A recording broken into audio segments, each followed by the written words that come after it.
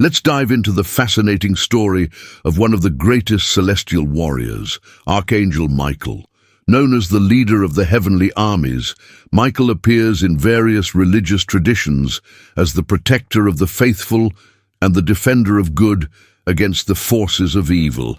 His strength, courage, and devotion to God make him a powerful example of divine justice. From the epic battles described in the scriptures to his role as the guardian of humanity, Michael's story is one of the most inspiring in the spiritual world. Today, we will explore the three main missions that were assigned to Archangel Michael. If you want to delve deeper into this topic and learn more about Archangel Michael's impact on our spiritual journey, be sure to watch until the end. And of course, like the video, subscribe to the channel and hit the notification bell to receive more powerful content like this. Together, let's explore the spiritual world and strengthen our faith. The title of Archangel is attributed to only one angel in the Holy Scriptures, highlighting him as the most distinguished among all of God's angels. This angel is known as Michael, whose name raises a profound question: who is like God?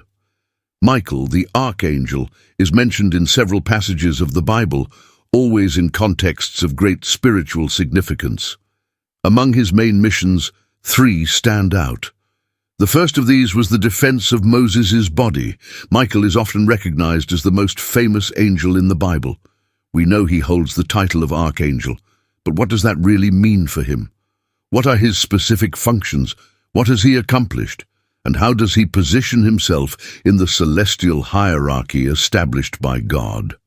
Although the Bible doesn't offer us many details about the events surrounding Moses' death, we know that God allowed him to see the promised land from a distance, even though he could not enter it. Moses had this vision from Mount Nebo, a mountain that is part of the Pisgah range. Michael's role in defending Moses' body is a divine mystery that reinforces his importance in the celestial plan. This peak, now located in modern-day Jordan, was where Moses had his final view of the Promised Land. He could not enter it due to his disobedience to God.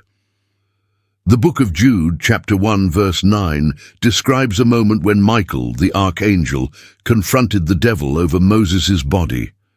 It seems that there was a dispute between Michael and Satan over the fate of Moses' body. Jude reports that Michael won the conflict by invoking divine authority, saying, "The Lord rebuke you." However, the exact reason why Michael had to fight Satan for this body is not entirely clear.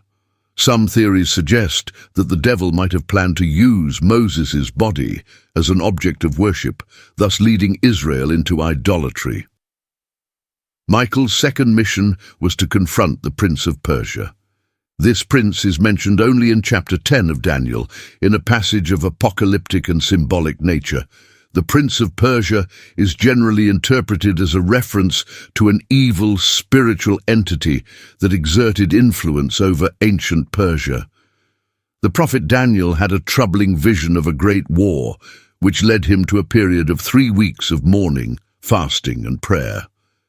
In response to his prayers, God sent a celestial messenger to reveal the meaning of the vision, as recorded in Daniel 10, verses 10 to 14.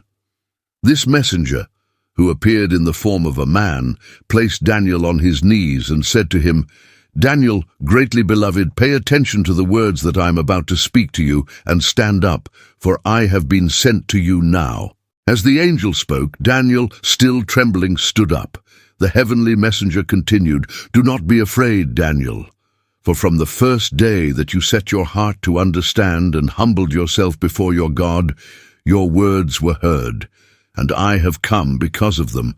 However, the prince of the kingdom of Persia withstood me for 21 days, until Michael, one of the chief princes, came to help me, for I was detained there with the kings of Persia."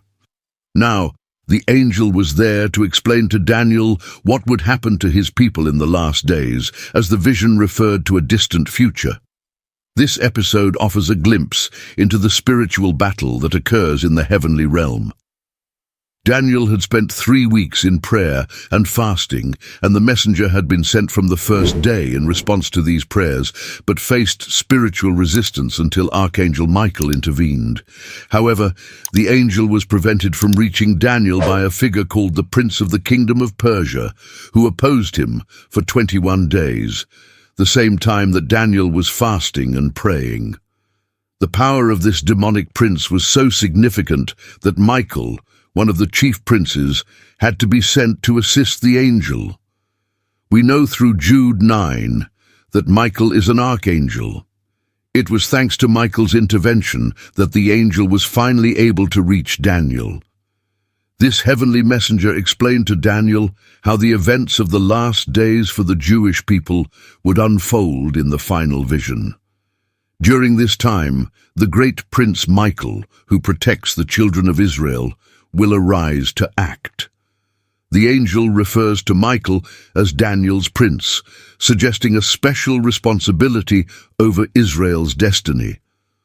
Although the Bible does not detail exactly what protection means, it is clear that Michael plays an essential role in relation to the people of Israel. In Daniel chapter 10 verse 21 and chapter 12 verse 1, he is described as the prince of that nation. When we observe Israel's history, both ancient and modern, it is possible to see Michael's hand defending the nation. Even with his great power, Michael remains completely submissive to the authority of the Lord.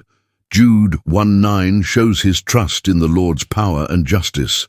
The faithful angels are organized in hierarchies and obey divine authority. Given the immense power of Michael the archangel, his submission to God becomes even more admirable. The title Archangel means angel of the highest rank. Most angels in the Bible are seen as messengers.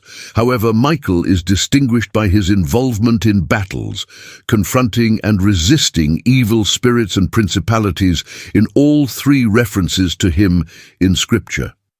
Even in the midst of Daniel's weakness and discouragement, it was the angel who strengthened him to receive the revelations of chapters 11 and 12. However, the angelic conflicts would not end there.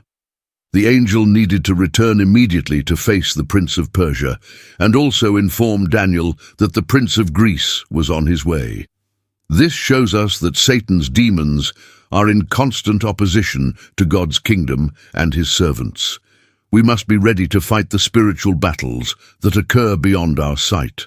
Archangel Michael's 3rd mission is the war in heaven. A great battle unfolds in heaven between Michael and his angels on one side, and the dragon and his angels on the other. This occurs during the Great Tribulation, as described in Revelation 12:7-9. And there was war in heaven. Michael and his angels fought against the dragon. The dragon and his angels tried to fight but could not prevail, and there was no longer a place for them in heaven. Thus, the great dragon was cast out, the ancient serpent, known as the devil and Satan, the deceiver of the whole world. He was cast to the earth along with his angels. Completely defeated, the dragon loses his heavenly position, being banished to the earth with his followers. However, this is not his final destination. While the heavens rejoice at his departure, the earth and the sea receive terrible news. Aware that his time is short, Satan unleashes his wrath upon the world, causing as much destruction as possible. Although many think Satan is in hell, the truth is that he has not yet arrived there. Michael and the heavenly armies defeat him and cast him to the earth. Consumed by fury, Satan declares war against those who obey God and remain firm in their testimony of Jesus, as described in Revelation 12:17. The dragon was enraged with the woman and went to make war with the rest of her offspring, who keep the commandments of God and have the testimony of Jesus. The confrontation, though unwanted, is often necessary to purify, correct, and unite the people. If you enjoyed the video and want to learn more about deep and spiritual themes, don't forget to leave your comment below. Share your reflections on spiritual warfare and how it impacts your life. We are eager to hear your thoughts and discuss them with you. Don't forget to like the video, subscribe to the channel, and turn on notifications for more inspiring content. See you next time.